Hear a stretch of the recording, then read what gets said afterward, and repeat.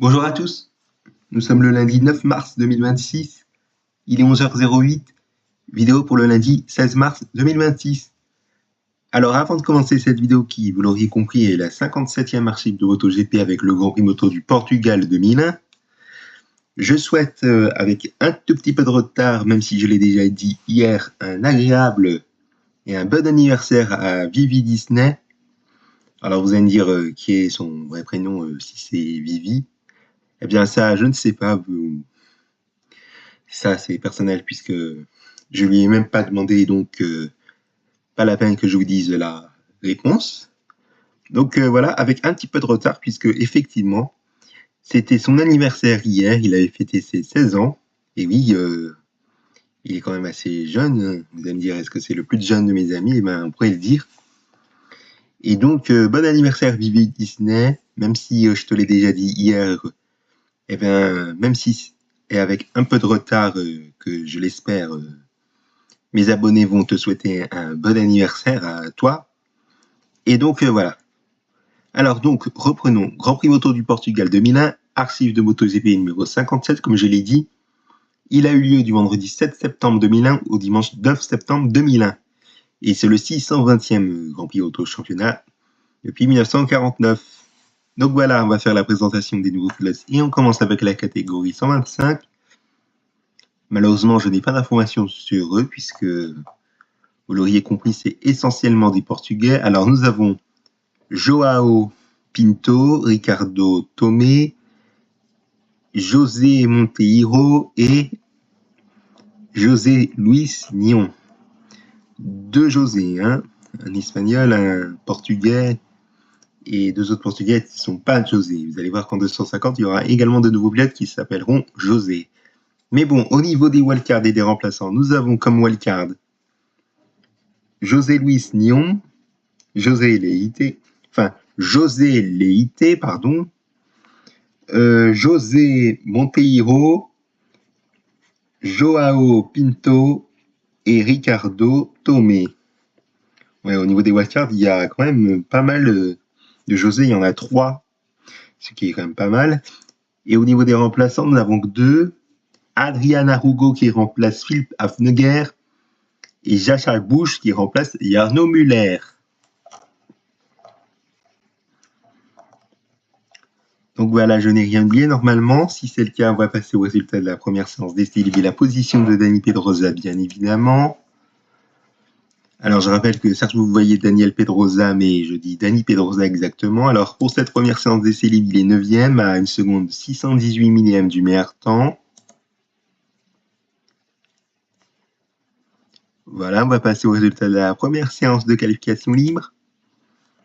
Dani Pedrosa 6e à 1 seconde 569 millième du meilleur temps, tandis que nous n'avons pas dans le classement 3 des 4 Portugais qui sont Ricardo Tomé, Joao Pinto et José Monteiro. Malheureusement, c'est dommage.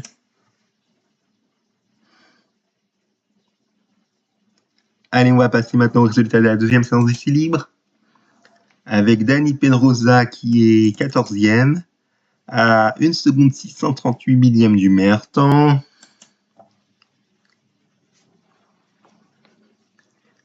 Voilà, on va passer au résultat de la deuxième séance de qualification libre. Enfin, deuxième séance de qualification libre, voilà, excusez-moi pour le petit bafouillement. Malheureusement, nous avons une nouvelle fois dans le classement Joao Pinto, Ricardo Tomé et José Monteiro. Malheureusement, on ne les verra pas sur la course en conséquence. Tandis que Dani Pedrosa, il est 8e à 1 seconde 323 millième du meilleur temps. Voilà, on va passer au warm-up. Au warm-up, nous avons Dani Pedrosa 3e. C'est très bien, 431 millième du meilleur temps. Et Eric Bataille avec 2 tours et un dernier, je ne sais pas si on le verra sur la course, mais on va voir ça dans 5 secondes. Voilà, on va passer à la course. Donc, comme je vous l'ai dit, Dani Pedrosa qui est 5e, et bien un premier top 5 de sa carrière pour Dani Pedrosa. Il finit la course à 26 secondes de 130 millième du vainqueur. D'autant plus que ça s'est joué à 11 millième pour la victoire entre Manuel Poggiali et Yu, Yi, Shi, Wi, ce qui est même pas mal. Mais bon, au niveau des abandons, nous en avons pas mal. Nous n'avons que deux. Alors, deux. Attendez. Alors, 2, oui, 4, 6, 8, 8, 8, 8, 10, 11. Normalement, il y a 11 abandons, plus Eric Bataille qui a encore eu peut-être un problème technique autour de Misangui, ça je ne sais pas. Ça fait 12 abandons normalement, si je compte bien. Faudrait que je vérifie avant que je vous laisse regarder le nom. Les 20 pilotes qui ont franchi le drapeau à damier et des abandons qui en fait 2, 4, 6, 8, 10, 11. Ouais, il y a bien 12 abandons en comptant celui qui n'a pas pris le départ à la toute dernière minute. Voilà, voici le détail des abandons.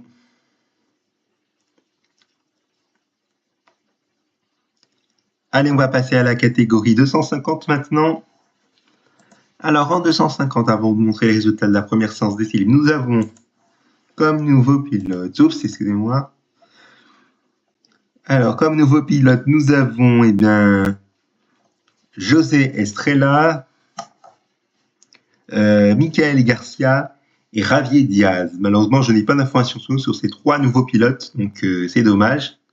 À l'image de la catégorie 125, vous l'auriez compris. Mais bon, au niveau des wildcards, nous avons Damaso Daker, José Estrella, Javier Diaz et Michael Garcia. Au niveau des remplaçants, nous avons Miss Costa qui remplace Julien Allemand et Taro Sekiguchi qui remplace Diego Diouvaz. Enfin, Diego Diouvaz. Bon, je fais un peu le mal la prononciation du nom de famille, mais je vous prie de m'en excuser pour la gêne occasionnée, bien évidemment. Donc, voilà. Je n'ai rien oublié et c'est une bonne nouvelle. Et donc, on va passer aux résultats de la première séance d'essai libre avec la position de Randy Depugnet où il est 8e à 1 seconde 222 millième du meilleur temps. On passe maintenant à la première séance de qualification libre avec Randy Depugnet qui est 9e une nouvelle fois à 1 seconde 136 millième du meilleur temps, tandis que Michael Garcia, Damaso Daker et José Estrella ne sont pas dans le classement. Voilà, on va passer aux résultats de la deuxième séance d'essai libre avec Randy Depugnet qui est 10e à 1 seconde 214 millième du meilleur temps et Damaso Daker et Panaker, que j'ai fait une petite erreur que je me suis rendu compte, et dernier avec 2 tours et à 16 secondes 344 millième du temps, pardon. Et je sais pas si on le verra sur la course, mais également pour la deuxième séance de qualification libre. Mais ça, on verra ça dans 5 secondes.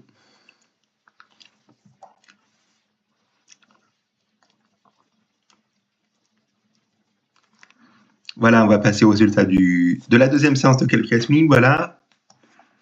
Avec Randy Depugnet, 12e à 1 seconde 502 millième du meilleur temps. Attendez, je reviens un petit truc.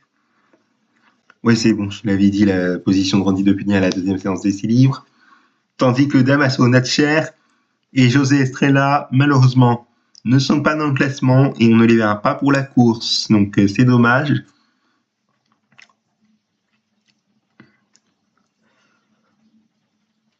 Allez, on passe au warm-up avec Randy Depugnet qui est 10e à 1 seconde 713 millième du meilleur temps.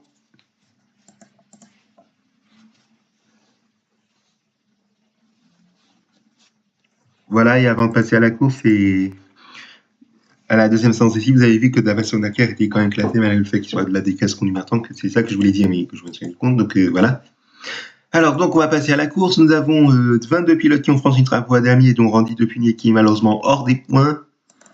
17e à 1 minute 23, 776 millième du vainqueur pour la position où il a franchi le drapeau à damier. Je sais pas, il avait chuté et il a pu repartir.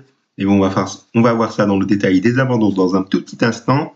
Mais bon, au niveau des abandons, nous n'avons que 2, 4, 6, 8, 9. Il y a 10 abandons.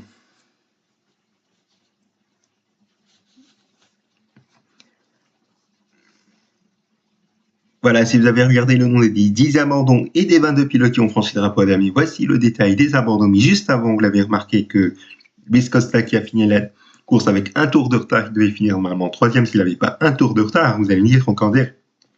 Eh bien, effectivement, on pourrait le dire.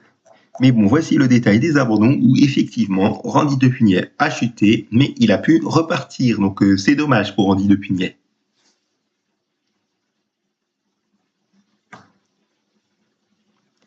Allez, on va passer à la catégorie 500 avant de se quitter. Il n'y a pas de nouveau pilote malheureusement, donc c'est dommage. Mais on a des remplaçants, Brandon Clark qui remplace Chris Walker et Anthony West qui remplace Marcus Payten. Ouais, aucun nouveau pilote, donc on va passer au résultat de la première séance d'essai libre et la position de Valentino Rossi. Eh bien, ça démarre bien pour Valentino Rossi pour cette première séance d'essai libre. Il fait le meilleur temps en 1 minute 40, 503 millièmes.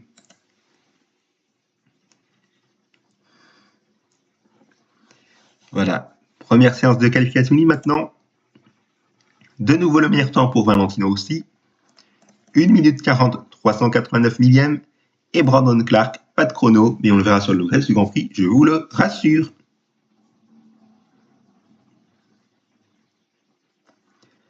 Voilà, on va passer au résultat de la deuxième séance d'essai libre.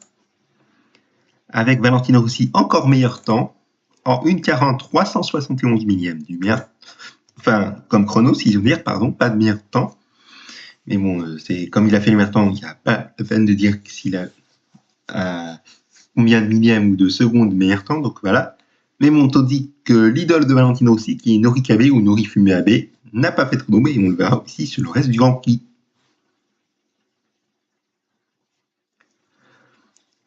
Voilà, on va passer au résultat de la deuxième séance de qualification libre. Avec Valentino Rossi qui est troisième. Ah, ça change un petit peu, à 248 millièmes du temps réalisé par son compatriote Loris Capirossi. Enfin, Max Biaggi, pardon, Loris Capirossi est deuxième sur la grille, donc une première ligne 100% italienne, donc voilà.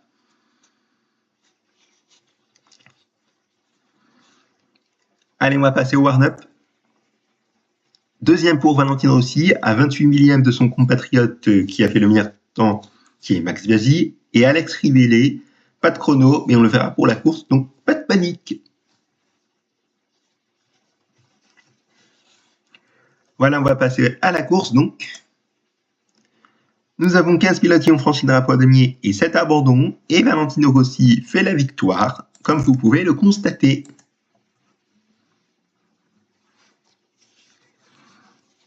Et voici le détail des abandons que vous voyez juste ici. Vous voyez que les 3 pilotes qui ont abandonné dans le premier tour, on peut dire que c'était un bel accrochage entre Alex Barros, Toru Ukawa et Nori Fumi Abe. Donc voilà, c'est dommage pour les 3 pilotes. Voilà, alors juste avant de se quitter, je ne sais pas s'il y a un petit truc que je vous ai pas dit sur les séances chrono. Non, c'est bon. Il n'y a pas de chrono de la des casques de temps sur toute séance chrono qui, je pensais qu'il ne devait pas être dans le classement, mais bon, ce n'est pas le cas. On va s'arrêter là. C'est la fin de cet archive de MotoGP. Merci à vous de l'avoir suivi. On se donne rendez-vous mercredi pour le Grand Prix Moto de Valence 2001, qui, sachez-le, aura lieu pour la dernière fois sur un mois de septembre, puisqu'après, ça sera comme le dernier Grand Prix Moto au championnat à partir de 2002. Merci pour votre attention. Excellente journée à tous sur ma chaîne YouTube.